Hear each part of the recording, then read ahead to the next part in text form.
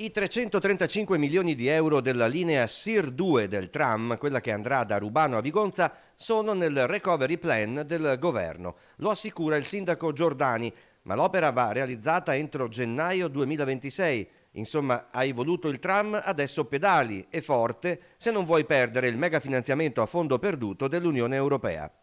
Il SIR 2 sarà la linea tranviaria che collegherà la cintura urbana da ovest a est, da Rubano ai confini con Mestrino fino alla stazione ferroviaria di Vigonza, un attraversamento della città per via Chiesa Nuova, via San Marco e Ponte di Brenta. Vuol dire cambiare il Padova, vuol dire fare la città smart, vuol dire cambia sotto l'aspetto del trasporto pubblico di massa in maniera incredibile. Il prossimo anno arriveranno anche gli autobus elettrici, 100 bus elettrici, per cui vuol dire che l'inquinamento assieme agli alberi, che 3 milioni di investimento di alberi, 20.000 alberi, cambiamo la città, non a parole, non a rendering, a fatti.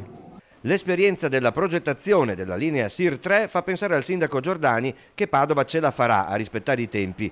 La linea SIR 2 sarà però più lunga della 3. Le arterie stradali che attraverserà sono oggi tra le più congestionate in ingresso e in uscita dalla città.